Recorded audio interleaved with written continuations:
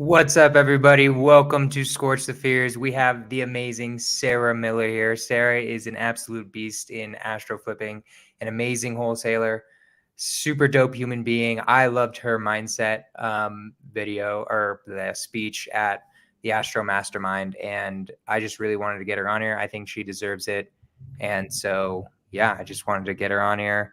Sarah, welcome to Scorch the Fears, and thank you so much for being here. Thank you so much for having me, Jonah. I was very honored that you asked me. Yeah, 100%. Yeah, I think yeah. you deserve it. You gave like a really good speech there, and like I had known you for a while, like I had seen you before, but like I don't think we had talked that much. Mm-mm. But I was like, damn, okay, she'd be a really good person to have on the podcast, I think, just to talk about mindset issues and stuff like that. So, real quick, just tell everyone what you do. I already know you, and so like I just want you to introduce like yourself and like what you do, what type of real estate investing you're into, if there's any other entrepreneurial stuff, like just give it like a real quick recap to everybody, just real quick. Sure. So I am an Astroflipping student. I'm a wholesaler. It's just me and my business. I don't have a team yet, but positive investments, it works. Um, Before Astro and before real estate, I tried a few other entrepreneurial ventures, and it was kind of clear that that was the route I was going. I did go to college and get a degree, but right after, I immediately started a business that had nothing to do with my degree. I had a photography business, and then yeah, I went to work in my field, which was speech pathology, for a few years, and it wasn't what I thought it was going to be, and the income potential just wasn't there.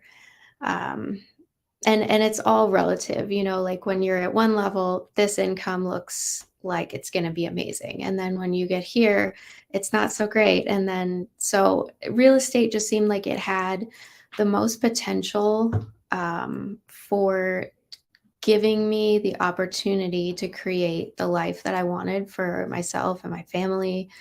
And it just seemed like a natural next step. So of course, the Wait, algorithm. what were your other businesses? I'm kind of curious. Yeah. So Well, there's the photography, but it's what the else were there? photography. For a hot second, I was a health coach, like literally, like super fast. Nice. But I was like, no, not for me. Um, what else have I done? There was something else too, but it was also one of those like really quick. So I'm the kind of person that, like, if I start something, like I'll try new things, but if I know that it's not working, like I'm not gonna stick around and waste my time. But it wasn't like that with real estate. I knew, like, I've always loved houses, and I still like love houses and interior design and talking to people and making connections. So when it was time to make the commitment to go down this path, I found Pace and Jamil, and I knew, like, I was not afraid to make that commitment because I knew I would be all in. And there's never been a doubt in my mind since I started that, like, this is Love it. it. I'm not afraid that, like, I have no plan B now. Let's go. There's no option. Like, this is it. We're in. And the only way that you can fail at this is if you give up. So I've released the expectation of how long it's going to take to get to this level or this level, because that's a big area where my mindset, struggles started, was having that expectation when I first started of how long it was going to take, and then comparing myself to all of the high level students, which was a good thing and also not a good thing.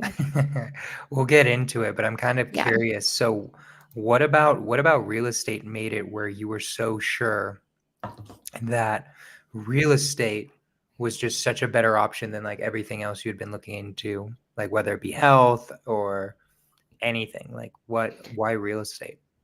It was So I'm a big person on intuition. I can generally like feel if something is a good fit or not, or if it's, if I'm meant to keep going on that path or not. And I just had like a gut feeling. And then when I started it, um, and I started meeting all the people that are in this business, especially like Astro and Sub 2, the community is unmatched. And like, these are my people. Like my whole life, like my best friends, I've met in Astro and Sub 2. So Love it. yeah, yeah, that was a big one, definitely. Just getting to know the people, and then the simplicity, but also the challenge of it, because real estate is simple, but it's not easy. So Yeah, there's lots of puzzles to solve. There's lots of problems to solve. You can have an immense impact in people's lives, and solve problems for people, but also get paid very well for doing that. And there's it's the game of it, you know, like aside from that, just the game of learning all the rules and learning how to leverage things and leverage other people's money and buying assets, and just there's so much. It is so cool. I love it. Yeah. Uh, Love it. Awesome. Yeah. So let's go back. You were mentioning it earlier because the first question I always ask everyone is, what were your fears when you were just, how long have you been doing it, Sarah? I forgot. Um 18 months. Love it. You've been doing it for Yeah. 18 months. So then what were your fears when you were starting out? Like, what were your biggest fears and like anxieties, like Mhm. going into it? And like, what were they? And then how did you overcome them? Well, I would say my biggest fear starting out, it wasn't really the social part of it. It was more the technical stuff.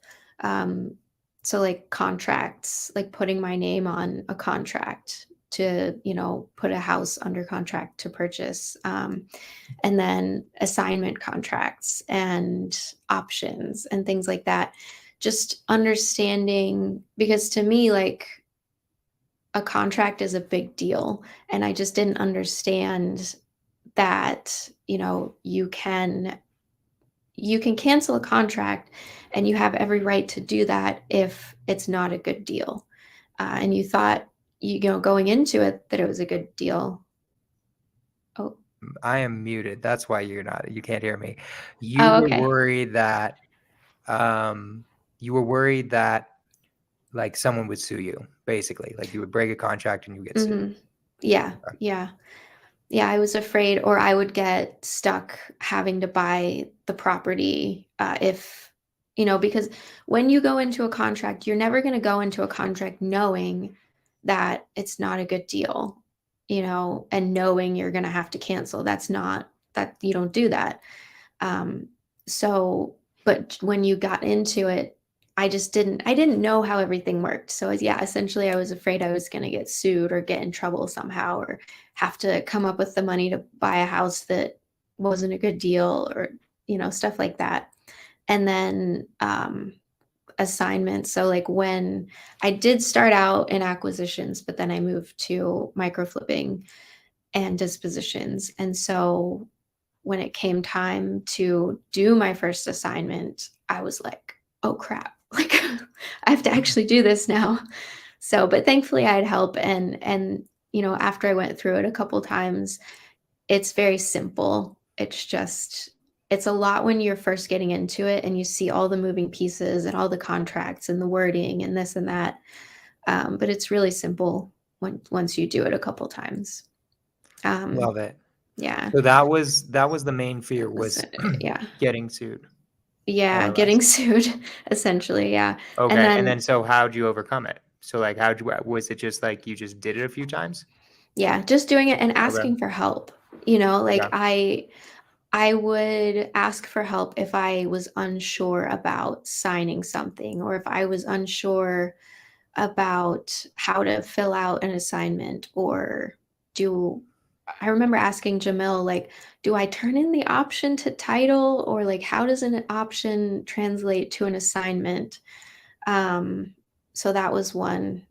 You don't turn in the option to title, if anybody's wondering. That's just kind of a cover your butt. It makes it legal for you to market the property. But then my second fear was telling people what I was doing. And because what if I failed? You know, like I knew I wasn't going to quit, but there was that fear of like, what if it takes me too long? What if I just, what if I'm not consistent and it, takes me Mhm. all that stuff, what if they judge me? What will they think? Things like that. And then that kind of, I just got to a point where I was like, you know what? This is really cool. And I am doing something that I can be proud of, and that I provide an incredible service, and I could teach people how to make money from anywhere in the world. Like, this is really cool. And so I did start talking about it, and letting, people outside of my immediate family know what I was doing. And people have been really supportive and curious about what I'm doing. And, I love it. So like I'm proud to say like I'm a wholesaler. I love it. Um, I I love it love so it. much. Yeah. And what I also love about it too is what all the what ifs, what they all related to. I don't know if people were recognizing this, but every what if almost always that most people get screwed up on is somebody else's opinion of whatever the hell you're doing, right? Like that's what I heard in a lot of those what ifs. The what if of like, what if they don't understand what I'm doing? What if it takes me too long and I look stupid compared to other leaders? What if like I'm not making the money I'm supposed to be making after a certain amount of time, right? And it's all nonsense. It's all things that aren't real. These are things inside of your head, and like it's not just you, Sarah. It's like everyone has this problem, and it's something that even to this day I still deal with in a lot of ways. Like my what ifs now are a little bit more like a little bit silly. Like, what if I go bankrupt? And then, but it's also the same thing, actually. What if I go bankrupt and then everyone laughs at me and it's like, oh my God, I'm this huge fraud, right? Like, it's all the same nonsense, right? That it's like, because in the end, it's just external, right? Honestly, if I went bankrupt tomorrow, and nobody knew and nobody cared, I wouldn't care, right? I'd just be like, I don't care. I'll just go out and make another 30K like tomorrow. It's just I have to Let's just do it fire again. everybody now, right? But so how do you deal with that? How do you deal with other people's judgments? Like how do you personally, Sarah, get over that? What do you do in order to stay positive and keep a really good mindset? Because I think that's one of the most important things when it comes to real estate and just everything in general. So how do you do that? Um, I got to a point where I just understood that it's when other people judge you and when other people express disapproval of what you're doing, it's not about you. It's about Yeah, them. that's the It's one. about what they understand. It's about their fears. They might, yeah, they care about you, and that's why they're expressing this. Um, but yeah, just trying not to really go look at it with compassion instead of fear. You know, Mhm. they just don't understand what you're doing. And that doesn't mean you should not stop, or it means that you should not stop. Um, you don't have to stop when people don't approve of what you're doing, because it's not their life. This is your life. They have theirs and they make their choices, and you have your life. And if you make your choices based on what other people think is best for you, when you know that that's not what's best for you, that's a recipe for unhappiness and resentment. So, you know, and if you get backlash online, if you put, what you're doing online and you get backlash, like, just don't pay attention to it as much. I know that's really like easier said than done, but it's not about you, and they're going to think about it for 5 seconds, and then they're moving on. So that's another big one, is like whenever you get criticism or a comment, just realize that that other person has already moved on 10 seconds after they said that. They're focusing on them. Everybody out there is focused on themselves. So if you get negative feedback or criticism, like they're already not thinking about it. So, move on, center yourself, and do your best to just, recalibrate and move on. I love it. Also, for me, just something to think about if you're getting hate on social media, remember that if you're actually going to become successful, you have to have haters. Everybody who's successful has haters. It's like physically impossible not to. So you just got to realize that you're just one more step closer to success if you have more haters. So, anyways, cool. So let's go through it. How did you even find out about real estate, Sarah? Like where did you even first hear about it? Well, I knew some people in my family had done real estate, and I thought it was kind of interesting. And then I've always wanted like a big, beautiful home in like an amazing location. And so that is one of my whys, my end goals. That's one of my big goals. So I'm kind of just like learning what people with wealth did. How did they get there? And, a lot of it was real estate. And then I was like, oh, wait, I love beautiful houses. Like if I did real estate, I could do flips and I could make beautiful houses. And so that was a big one. Was just getting like to create my own canvases and play and do my passion um, of interior design. So that was definitely a big one.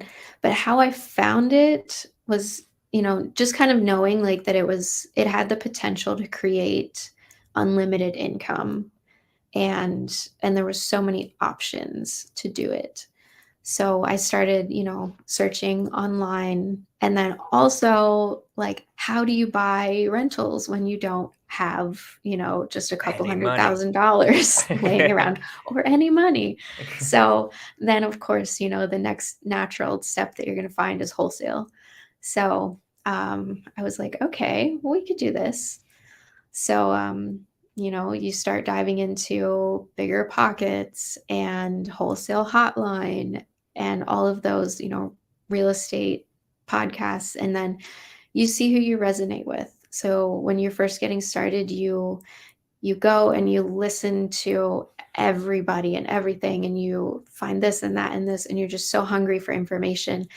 And then you find people that you really resonate with and you can't get enough of. And then my advice is go all in on those people. Then don't keep listening to everybody, because you're going to get conflicting advice and you're going to get different methods, and some of them aren't going to mesh well. So that's that. Get tunnel vision. When you find somebody that you vibe with, like go all in on their method and do what they did or do what they say to do, instead of trying to mix and match So everybody. what is that? Is that just a feeling? Like what, and we're talking about mentors right now. Mhm. What do you talk about mentorship for a second? Because I definitely think you and me have been changed by mentorships and like Yeah. sped run through real estate basically. Mhm. I just want you to talk a little bit about like how do you find a good mentor? What do you even mean by vibing with them well? And then Mm. also what do you like how did your mentors change like the way that you did it and like how do you find one and all of that good stuff? That's a really good question. So for me, I'm very like energy based, and I have a really, like, when I meet people or when I see people, I can kind of just tell if they're a person that I would want to take advice from or not, Mhm. or be like, or, have a similar experience as. So, I mean, it's just kind of who you're drawn to, if that makes sense. Yeah. I think everybody can tell, like, if they're drawn to a person or not. And I think your mentor should be someone that you feel drawn to and someone that you can relate to. Maybe their story is similar to yours. Maybe they have very similar values to you or similar beliefs. Um, maybe they've overcome the same things that you have or are going through. So just look for maybe, I'm hesitant to say look for similarities because you might, align with somebody that you don't necessarily have similarities with. But I yeah, would just say who you're drawn similarities. to. I Yeah. would say similarities. I think similarities doesn't necessarily have to be like physical characteristics and like life No. stories, but definitely Yeah. like their vibe, how they act, how like Mhm. for me, what attracted me to like astro flipping and it wasn't even Jamil actually, but like back then, like what attract honestly, Jamil's probably a bad example because I joined Astro Flipping before he was a part of it. But I'll use Pace because I'm also part of Sub 2. And Pace, I was immediately like, oh, this guy, there's something about this guy. It's more than just real estate. There is something extra there. And that extra in like your mentor is going to make a Mhm. huge freaking difference, right? Like how much do they care about it? How much do they like into it? And what I love about our mentorships is because there's the big mentors. You get Jamil and Pace who are like 10,000 steps ahead of us. Mhm. Wow. But then you also get people like us who are like one or two steps ahead of like a newbie, right? And like that way we're like actually more useful to most people. I think we're in some ways I'm more useful to a newbie than Pace is because A, I have more time, and B, like Pace is like so freaking far ahead that he like doesn't even have like he just has so much going on, like he has no time for it anymore, right? Yeah. That's how I feel about like Pace and Jamil. And like you also want a mentor, you want to join a community where there's like both like leaders and big mentors. Yes. Um, Yeah. so Can I just add and something to that real go for quick? it. Um, that you want somebody that actually like cares about the people that they're mentoring. So Pace and Mm, Jamil care so much and they pour so much into their communities. Um, and the community is the most important thing. Like Jamil always says all the time, like, I put all of this information on YouTube for free, but what you get when you're joining is the community, which is really like a big family. So that in itself, because yes, you can't always go to them if you have a question, but there's always um, a ton of other people like student leaders that you can. So yeah, yeah. 100%. So Sarah, what fears do you feel like were helped with the community specifically? Like I know the contract one especially, but like I Mhm. really like, especially since you're part of Astro and these sub two and all these communities, like how do they help you overcome your fears in real estate? Mm. Well, just reaching out whenever you start something, if you really care about it, you have to ask for help when you need it. You can't just try to do everything on your own and figure it out on your own. So, I knew that going into it that when I had problems, like that is why I joined the mentorship is because I knew that I was going to have questions. I was brand new at this, and I knew that YouTube wasn't going to be able to answer my question when I was in a situation with a seller or a buyer or a deal. Like, I can't go on YouTube and just get a custom question answered. So that was a big reason. So having the other student leaders to go to and having those weekly calls where you can ask them directly, um, that was the biggest thing. And then when I was talking to the other students who had already had success, kind of expressing and getting vulnerable to them about what I was going through and what I was struggling with. And then they would share their struggles and what they went through, which you don't always see. So when you see all the success, people don't usually talk about what they had to go through to get there. So that was really incredibly helpful to hear some of the bigger, more successful people say, yeah, I went through that too. And this is how I dealt with it. And kind of applying that than what they did to your life to help you get through it. And then realizing eventually not to compare yourself, because everybody's journey is different and everybody's situation is different. Everybody's brain is different. So what works for one person is not going to work for another, and you can't judge yourself for that not working for you. You know, you have to find your own way. And yes, that means trying a bunch of different things, but eventually Talk you'll know what about works talk for about you. that for a second, because this is something that I won't lie, I struggle with that a lot. I am a super competitive person, so it's really hard for me not to compare myself to my friends, right? Like Mhm. I won't lie, I subconsciously am like, am I beating John and Mahmood? I wanna be making sure I'm beating them in assignment fees, right? Yeah. Because of ego, right? All of that is in the end is just ego. In my Mhm. that at least for me, that might be ego. There's like two sides to it, I would say. There's the side where it's like super ego related, competitive, like I should be beating people. Why am I not doing it? Like, why am I falling behind in this way or Mhm. that way? But again, it's all just fantasy. It's just such stuff that does only exists in your mind, right? And like these things that we come up with feeling like, hey, I should be beating John and Mahmood, or hey, I should be at 100K a month or 10K a month or whatever the hell your goal is, right? And like understanding like everybody's journey is different. The person you're competing against every single day is yourself. That's 100% who you're supposed to be competing against. So Mhm. sorry, I went on a speech, but tell me your thoughts on it. No, no, and those so I experienced the same thing. Like I'm also competitive, and I actually like that because I think a little bit of ego in this business is necessary. And competitiveness, but a friendly competitiveness, not like I'm gonna Yeah, crush you, you're going down, I'm gonna put you out of business. right, Like hey, I'm gonna do more deals than you next month, right, or hey, I'm gonna make 50K on this one assignment, or right. whatever it is. Like, so I think you can use that and have fun with it, um, and that really drives you, and like you can aim to be, I'm going to be in the top 3 producers in Astro. Let's um go. yeah, like you can do that and you can use it.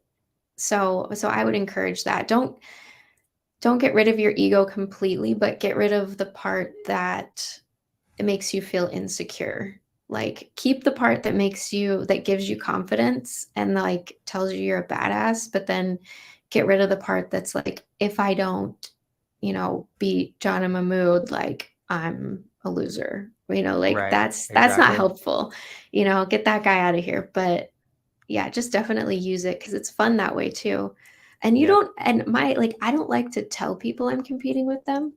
I just like to do it low key. And then like, yeah, but it drives me, like, honestly, it does. So it's Good. good. Yeah, I think I you can use definitely tell that. people. I 100% tell people. Yeah. I'm always trying to tell like John and Mahmood. It's like I don't actually I haven't been competing them with deals, but Yeah. I've been competing in the challenge, like the social media Oh, yeah. challenge. But that's But fun though. that's You really know, fun. That is a that fun is way. fun. But so And it's like how fun do you for do us it too. though? But like how do you do it? Like how because like it is hard, right? Like sometimes like the you're right. The issue is the depressive side, the part when like Mm. you don't win or like Mhm. you do way worse than you were supposed to do.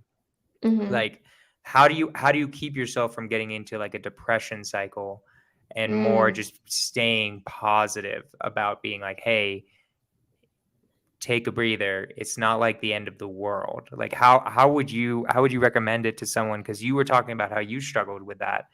So like what were your methods? How did you deal with that? Absolutely. And I still do. Like, to be perfectly honest with you, all of the things that I'm learning and talking about right now are things that I'm actively doing and actively going through.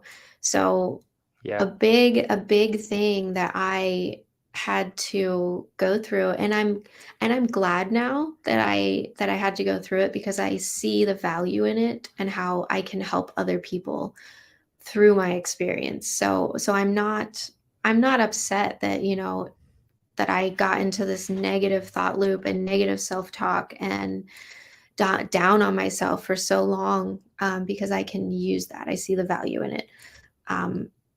And so using my, okay, let me just circle back here real quick. So when back in like December, I was just like at a low.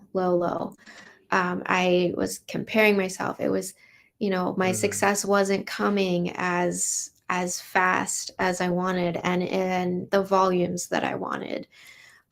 So I let my habits go. I let my mindset kind of dip, and I got into like kind of a really negative loop. So where all day I was asking myself, what's wrong with me? Why can't I do this? What's wrong with me?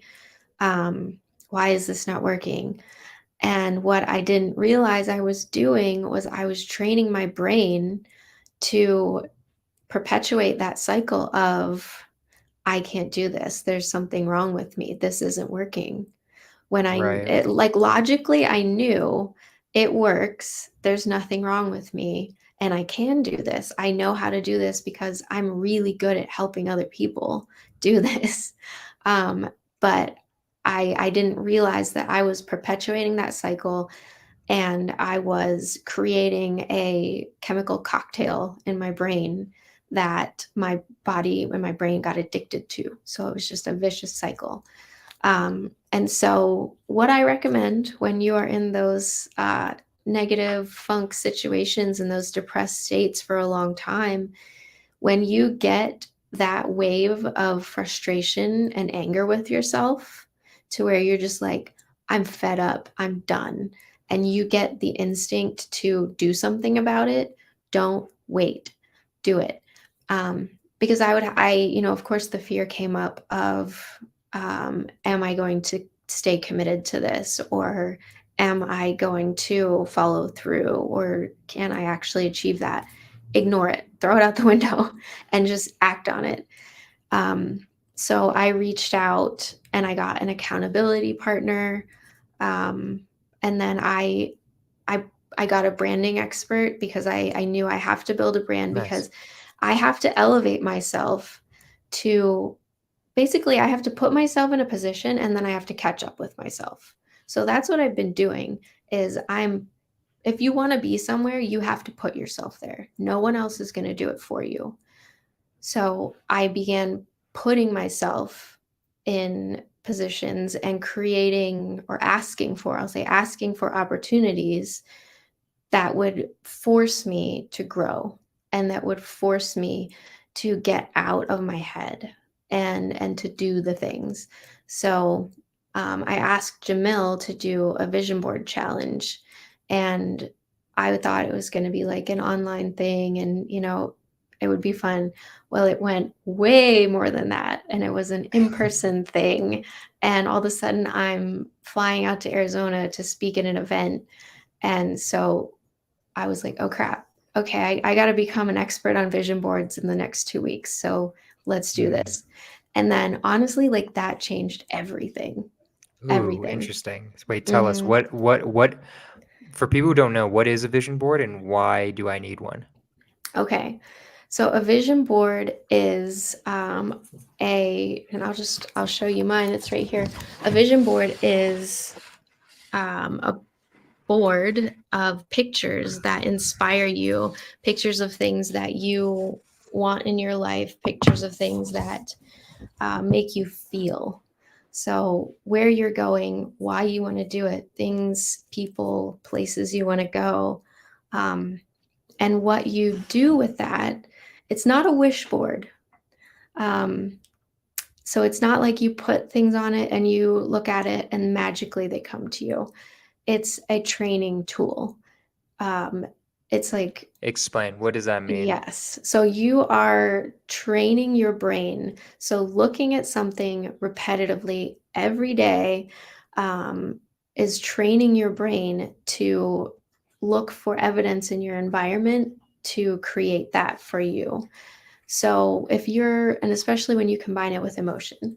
So if you're looking at the pictures on your vision board every day and you're feeling, you're making an effort to feel the feelings that you would have if you had that thing, if you were in that place, and make it as, you know, graphic as bring as many senses into it as you can, because what that does is it creates stronger neural pathways. So when you're using visualization or imagination is so powerful.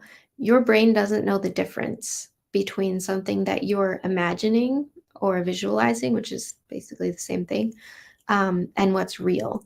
So if you're repetitively imagining something and feeling the feelings that go with it, and you're basically present in that reality in your brain, you're creating a map to that thing, because you're creating neural pathways that are going to keep firing, and then they'll, work their way into your neural network, which becomes your truth.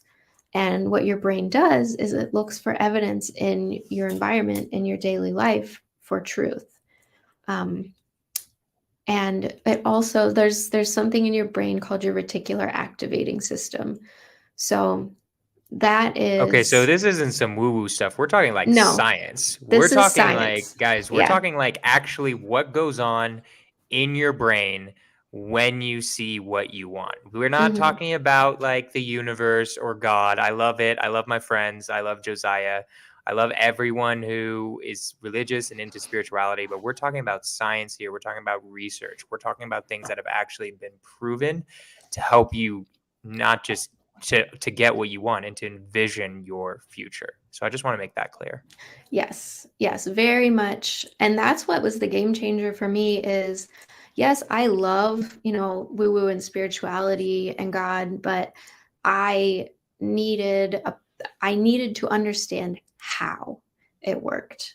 Um, so I like understanding something from the scientific level was the game changer for me, and understanding that I can create neural networks in my brain that wire and make my filter look for certain things in my environment that will make me aware of opportunities.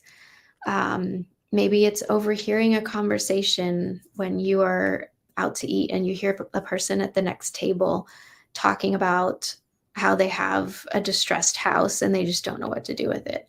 Right. Would you have heard that conversation, 2, 3 years ago, or however long? If you weren't focused on this, you wouldn't have picked up on that. No. But because you're training your awareness to bring you opportunities, you heard it, you picked up on it. So your brain is bringing in, and it's somewhere, I initially thought it was 11 million, but I heard Bruce Lipton say 40 million bits of information every second. And then, so Wow. that's your subconscious mind. That is your senses bringing in, sensations, feelings, things around you, sounds. And then your conscious mind, like what you're, aware of, can only process like between 40 to 50. So being able to customize and tell your brain what to pay attention to has a profound impact on how you experience reality, because what you are going about in your day and what you're paying attention to is what you're going to experience. So if I am focused on how everybody's talking about me, everybody treats me negatively, people are laughing at me, then I'm going to pick up on those things. But if I have made a conscious effort to focus on, I'm a badass, I don't need anybody else to tell me, to validate me. I can do anything if I really want to. Um, I'm amazing, like all these things. Or, I'm trying to look at something. I want to travel to this place. Well, then I might, be scanning my email and I see an ad for, a deal, like a Groupon to that place. And, I might not have seen that before. So it's not like all like woo woo stuff. Like it is science. Like you're picking up because you have so much coming at you every day. And the opportunities for what you want are out there. You just might be missing them. Um, and you're training your intuition too. So like your intuition is also scientific. It's not just like energy or anything like that. Like there's like neurons in your gut or something like that. I need to learn more about that. But your gut is a legit thing. And so following your intuition, like go talk to that person or ask them this question. Following that is super important because maybe there is a reason that you're drawn to them and they have a problem that you need to solve or you can solve or things like that. So going down that road and intentionally training your brain to pay attention to things. So that's And what a vision board is in the end. yes, Basically, yeah, it's a sorry, I vision got a board little. is no, you're okay. I'm just trying to bring it back. So basically, you create a vision board in order to look for the things that you want. Is the idea?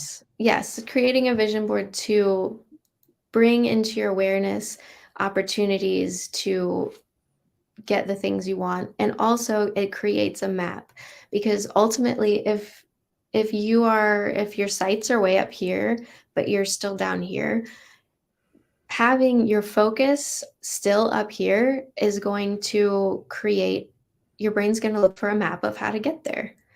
Like as long as you stay focused on it, So that's what do you your. do with it? Like, what do you like? Because I actually don't have a vision board yet. It's something I Mhm, was going to do this Saturday. So, like, this is actually very good timing. So, like, what do I do with it? I create it and then mhm, and then I look at it. But what am mhm, I actually doing when I'm looking at it? I could stare at pictures of things that I want, but mhm, is it just the staring? Is there something I should be thinking about? Like, what's the process after you? Because I think how I understand the process is you get a board, mhm, you put on pictures of stuff you want on it, and mhm. then how do you practice actually envisioning what you want? Yeah. What does that actually mean? So the pictures you put on it are very important because you don't want to just go and find pictures in a magazine and be like, "Oh, that's pretty. I'll put that on there. Oh, that's pretty." Like you want to Right. like think about what you're going to put on there before. And then my advice is go online and look for pictures of that, and then the ones that you feel something when you look at them, pick those ones. So be selective about the pictures you put on there. And how you use it. So how I use mine is early in the morning when I get up, I make my coffee and I'm still in kind of like that, sleepy, relaxed state. And I come in and I drink my coffee and I look at my vision board. And so what I'm doing is I don't stare at each individual picture every day, and it's not just about staring at them. So I just kind of like glance around at everything and kind of see what I'm feeling, like what I'm drawn to that morning. And then I'll look at it and then I'll imagine myself in that house. I'll feel the carpet under my feet. I'll I'm drinking my coffee in that chair on the balcony. um, I'm inviting all my family over, and I can see my family in that room. And there's snow falling outside, and we're all, the fire's on, and we're all cozy and um, things like that. I have a picture of myself speaking up there, so I'll I'll feel how it felt before I went on that stage, or I'll feel how it feels, like how empowering it is to be, speaking to and inspiring that crowd.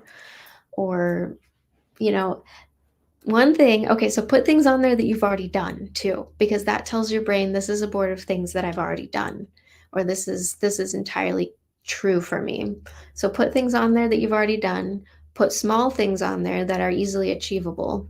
So the first thing that I manifested, and like, yes, I know that's a woo-woo word, but like I'm going to use it even though it is purely You're science. fine. It's okay. Yeah. Was tickets to a comedy show that was sold out. Hmm. And yeah, so I bought two tickets, but they were separate. They were in two separate places. And so I kept envisioning 2 tickets together. Somebody didn't show up, and we got to sit together. And Nice. yes, and it happened. Like right in front of me, the row right in front of me, there were 2 seats, packed house, 2 seats right in front of me that the couple didn't show up. And so we sat there. Love So, it. Was that yeah, you and so your husband? yeah, yeah. Nice. Love it. So put things on there like that, and then put really big things on there.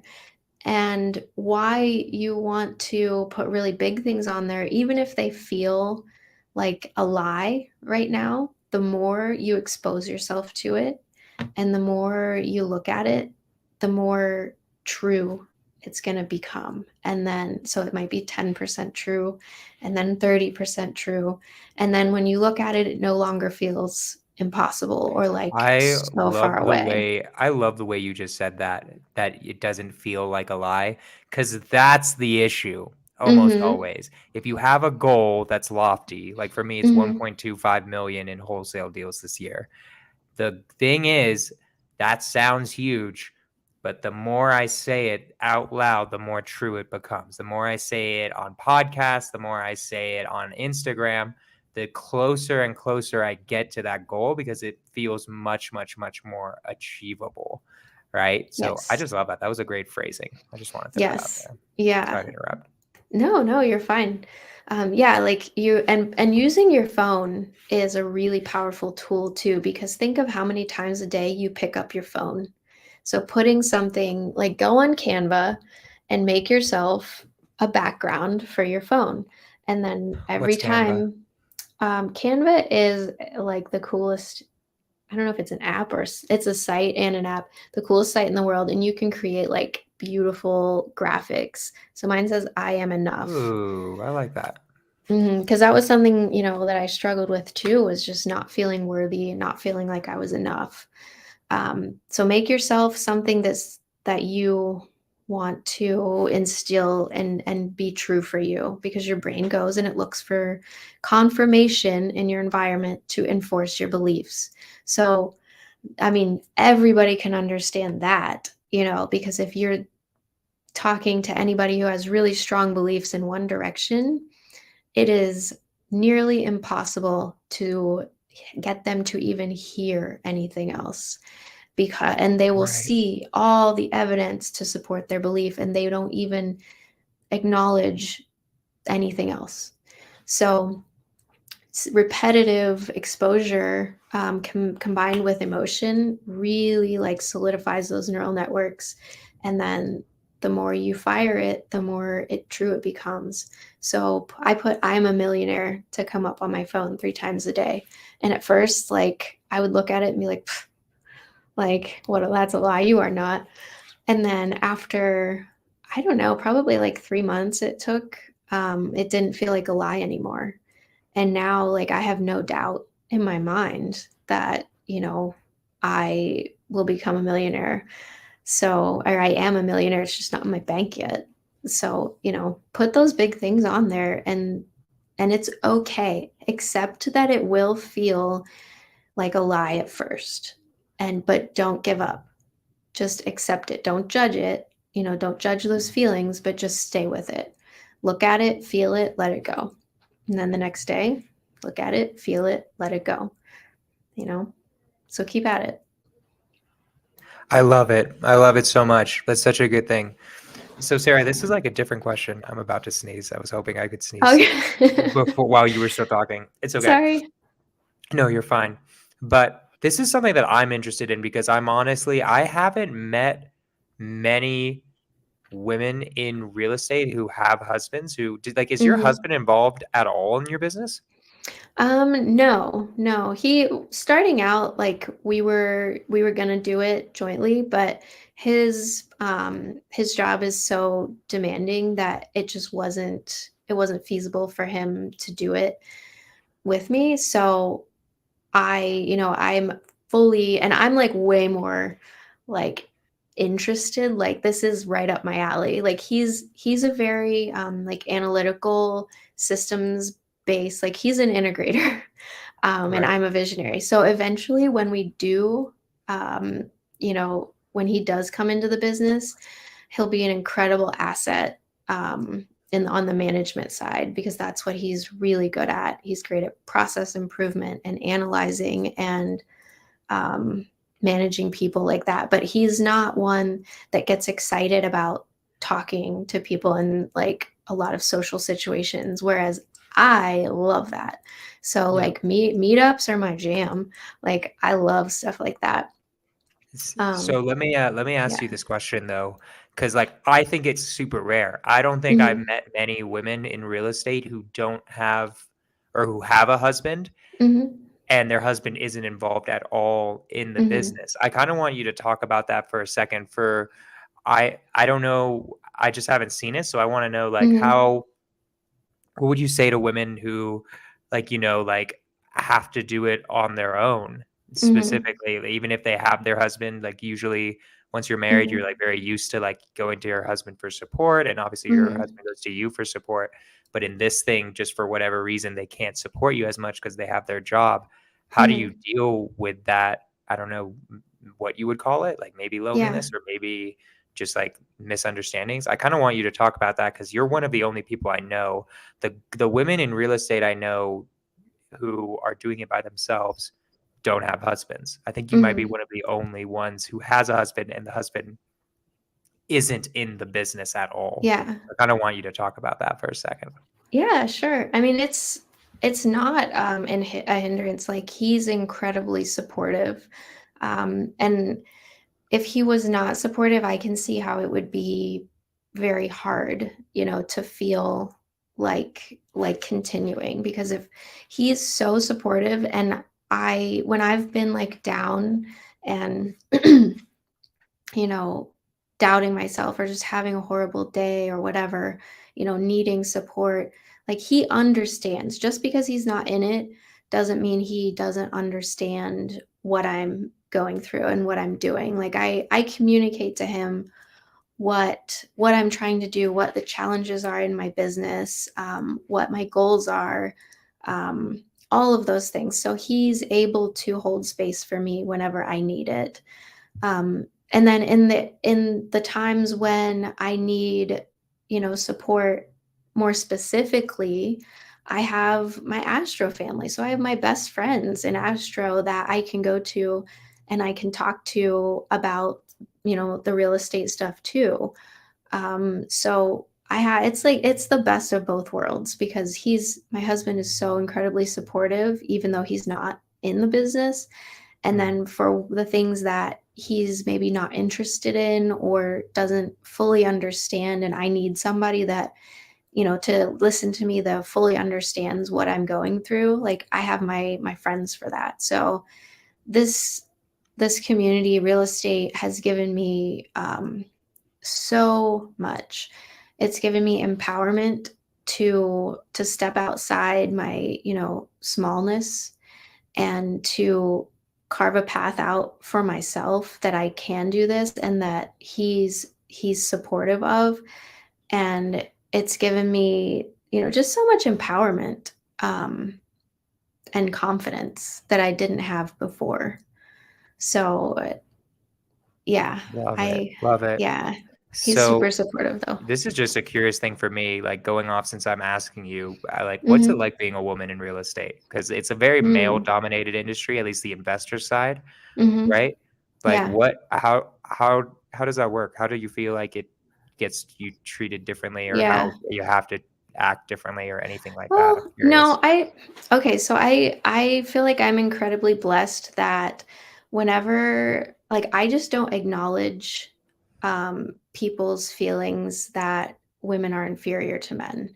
Like I don't even allow Right. myself to register that as real to me.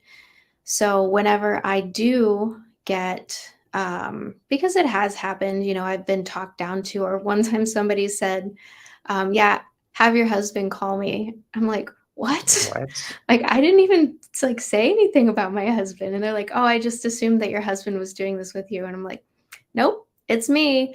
But I just don't Mhm. work with those people then, so I Gotcha. move on. Yeah. So I carry myself with, um, a level of, I would say, just I just don't acknowledge it maybe. And maybe that's naive to say because I know that it is a very male dominated industry, but I think Mhm. that you just you allow your confidence to carry you and don't pay attention to it because I think if you focus on that, Love it. then it becomes part of your identity and I think you are more aware of it and then it can get in your head. Just don't pay attention to it. If someone is treating you differently because you're a woman, like there are so many more people to work with. Just move Right. on. You don't need that person and you don't want that person. You don't want to do business with them. There are, millions of or hundreds of thousands of other people to do business with. You just don't pay Love it. attention to it. Love it. Yeah. Cool. Yeah, I Yeah. have no idea since I'm a guy, so Yeah. I just like go through it. Yeah. So And I go think for it. also like I tend to gravitate towards a more like I don't like bringing emotion into this because like into real estate. So I do tend to gravitate toward a more masculine energy when it comes to this. So I enjoy working with men because there's a certain like taking emotion out of it too. So I Gotcha. guess yeah. Cool. So, Sarah, I want to know, what are the fears you're dealing with right now? What are the ones that you feel like are still holding you back to this day? And I just want to know them. Okay. The fears that I'm still dealing with. I still have a fear of cold calling. Okay, but you don't really So, need to because you do no, agents, right? So why? no, no. So who I do. cares? You don't even need to do that. No. Yeah, I don't. I actually don't do agents. I do micro flipping and dispo. Oh, so you don't need to cold So, call anybody. I mean, you like buyers, but yeah. So, but most of my business is on Facebook. Um, so yeah. So my biggest fear still is like cold calling people, and I know that's so dumb. And I'm just like, why am I afraid of this? Like, I love talking to But you people. also don't need to. Yeah. That's a funny but I wanna know one that's like like actually because that's not affecting you. Hmm. You don't need to cold call at all. I cold called at the beginning when I was doing direct to seller, but I haven't cold Yeah. called in over 2 years at this point, right? Yeah. But like, what about, do you think there are any fears still holding you back? And you could say no. That would be sick if you said no. Hmm. Fear's still holding me back. Ooh, that's a loaded question, Jonah. I'm trying to I'm Here, trying to think. I'll help you out. I'll tell you mine first off, Okay. right? Let's go through me because I think that helps the more like than starting off with the guest. The fears that are still holding me back a lot of the times to this day, I think, are the fears of not choosing the right path right now. For me, Mhm. is like my biggest fear of like, damn, I don't really, this is like not as easy to tell anymore if I'm doing the right thing. It's really easy when you haven't done a deal to tell what is the right thing.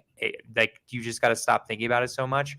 Like, call 50 agents a day. Just do that every single day and you're going to get a deal, right? Like, that's super simple to understand.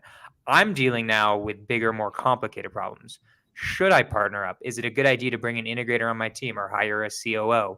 Do I really have the revenue to hire a COO? What am I going to do if I don't have that revenue? So for me, a lot of it is like there are a lot of crossroads in my business right now that I'm trying to Mhm. navigate, and it's not as easy. I can't just go back to the Trainuals.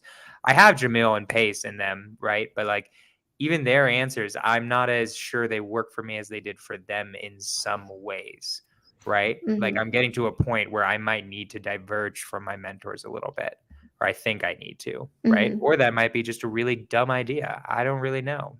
So that's my greatest fears right now. Like, how the hell do I navigate this? How the hell do I navigate this thing called real estate to really scale up? Because that's what it is for me Mhm. now, is like, how are we gonna go from like 30 to 40K a month average to like 100K a month average? That's like my next thing, right? Yeah. So, and that's it's just different. So those are the fears that are holding me back, where I'm like, God, I need to choose something. So that's Yeah. an example. For me, it's building a team. Yeah. So, like, I know I'm at a point where I need a team, and I need to hire Do you people, and I have no need employees? no, I don't. Yeah, I had a VA for you a definitely need while. a VA. Yeah, You I need a definitely need a VA, VA. but I need a VA that has experience already. So I need a very like Agreed. specific, a really good VA. And then I need an acquisitions person. So those and choosing those people, and it would be great to have an integrator as well because So like let's get into it. What are systems, you yeah. afraid of specifically, though? I'm going to turn therapist mode a little bit. Okay. What Specifically, about it? What are mhm. you scared of? Is it like, you tell me, what Mhm. about the building the team scares you? I'm afraid that if I would bring somebody on, that I would fail them.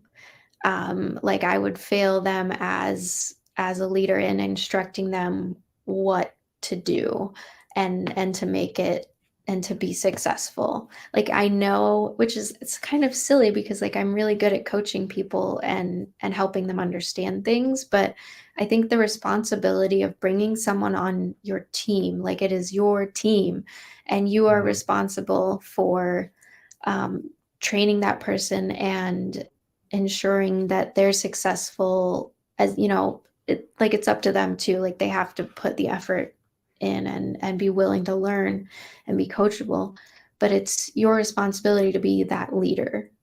So I think that is like definitely a fear, is failing the people that I bring on. So that's definitely, I'd say, a block for me right now. Gotcha. Yeah, Hmm. that's not true. That's a lie in your head. Sorry, you're obviously a Yeah, good leader. I can feel it the way that you talk on this podcast and every time I've talked to you, thank right? you. It's that is a fear I had too, right? Like it's a very easy fear. It's like, man, like is it you're gonna be dealing, you're like me. You're very similar to me. We've talked about this before.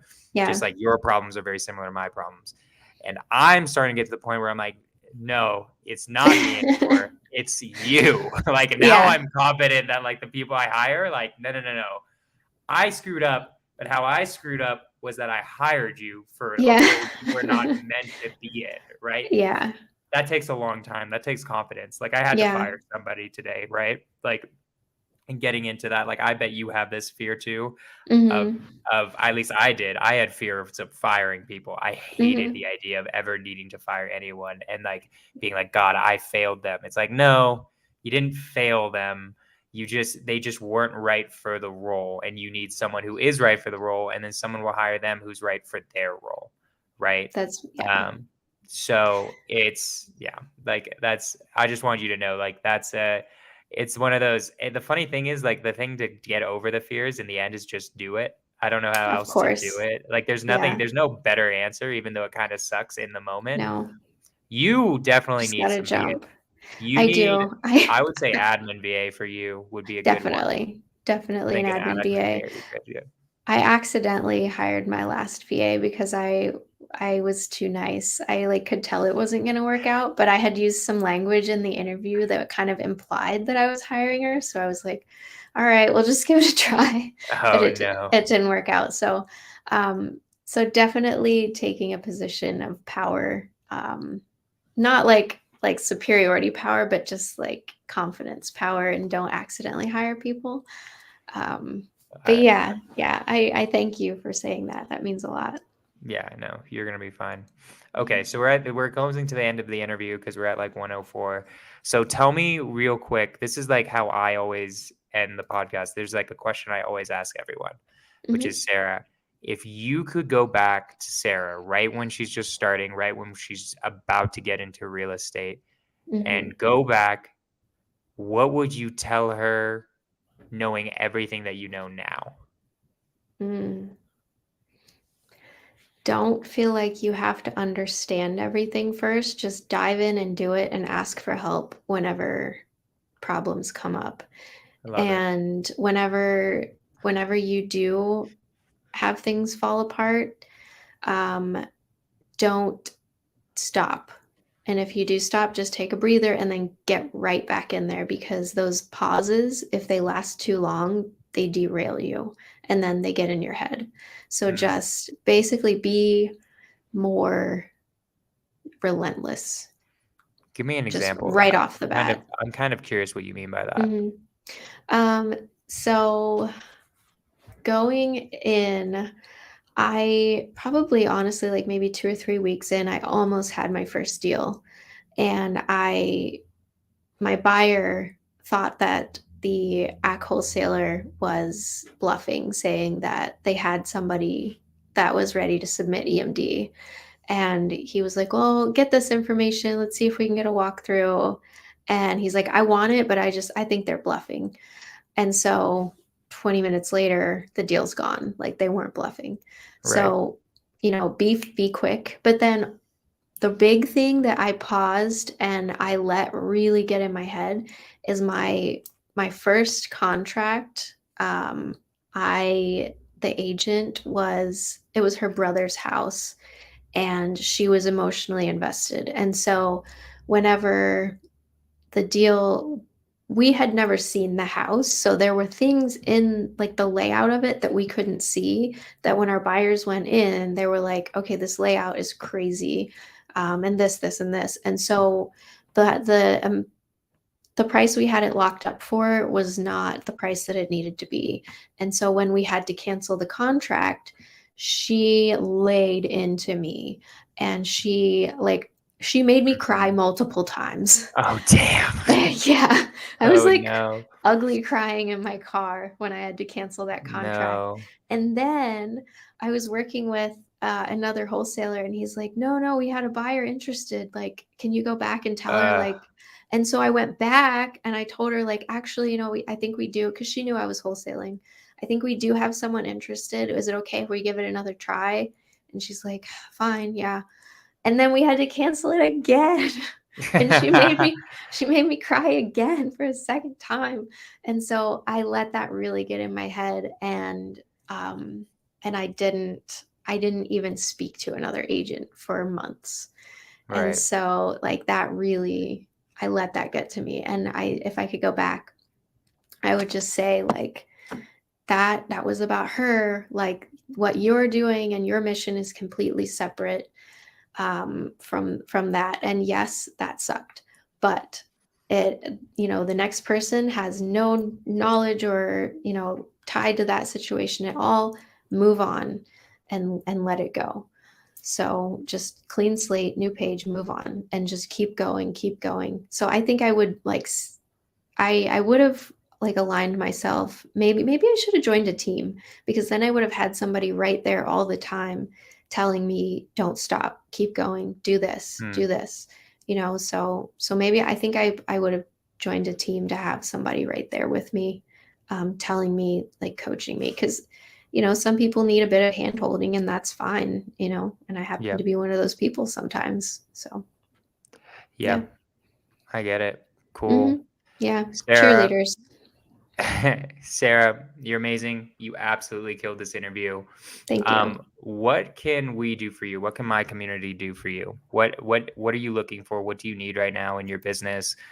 You said you need to hire acquisitions people. This might be a good time to try to get Yeah. one, Okay. potentially. Like what have you thought about what you want? Like what you could want out of this interview? Like for easily I'll just start with at the real Sarah Miller.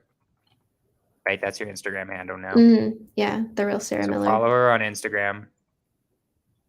That's Um, one because she's got some yes. really cool content and you guys have been listening to her voice. You could literally go to bed on it. It's like a lullaby.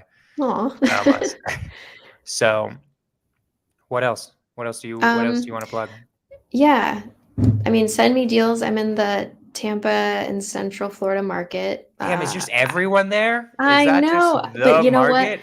It is. It's all where all the cool kids are. I might just go. I Um, might go there next. Just screw I it. After mean, Colorado, I might just come through and just why not? do it. I mean, like Jamel says, go play in traffic, you'll get hit. Right. There's no shortage of deals. Like it's just, all the time, deals, deals, deals. Now, what I could use as an acquisitions person that I can coach, and that is very hardworking and determined and Do you have focused a to place for go. them to go right now? Do you like, can I give out your email, or like, are Yeah. you collecting resumes? Like, where are we at in that process? Um, we have not, yeah, I haven't really like started that process, but if somebody Okay, wants we're to come starting it on, today. We're starting it today, starting guys. now. At the real Sarah Miller. Follow her on Instagram, guys. If you want like a Yeah. professional person who's gonna be absolutely make you crush it in real estate, especially with micro flipping and agents, like she will teach you really, really, really well, and she's gonna be like an amazing teacher. Hit her up. What's your email? It's info@positive-investments.com. So yeah, if you're ready to work and you want to learn, I need somebody to do agent outreach and talk to agents, and call canceled listings, and do acquisitions for me. And guys, don't do this unless you're with it for at least 2 years. Send a resume, send a couple sentences of like where you are in real estate. Like, she is an amazing person, and you will 100% be making a ton of money with her. So she's going to be hiring somebody off of this podcast if I have anything to say about it. Thank you, Jonah. I appreciate that. That's my plan. And then follow her at the real Sarah Miller. That's her Instagram. She's building a brand. Anything else you want to plug? No, just thank you Send her so deals in much. Tampa, Yes, also send me deals Central in Florida. Tampa, Orlando, St. Pete, and also I'm looking for creative deals in West Palm Beach, Palm Beach County. Are you buying there? Yes, I am buying there. You're trying to move into a house there. Yeah, I'm within the next year. I'm looking for a high-end primary residence in Yeah, the West Palm Beach Marco area. is the right person for that. He wants to. Yeah, He's very active there. yeah. Okay, guys. All right. Scorch of Fears, amazing. Next week we will be on at same time, 6 p.m. MST. This is episode. I don't know what freaking episode we're on. I think 66, we're I on. think it was. I'm glad you know, because he didn't put it in the title. He was supposed to. My VA is supposed to put it in the title, but he completely forgot. But Sarah, you're amazing. Any last words for the crowd? Thank you so much, and I've loved being here, Jonah. Thank you. Awesome. Guys, go create your vision boards, crush it, make some money, reach out to her, DM her. And guys, we will see you next week. Let's freaking Let's go. go.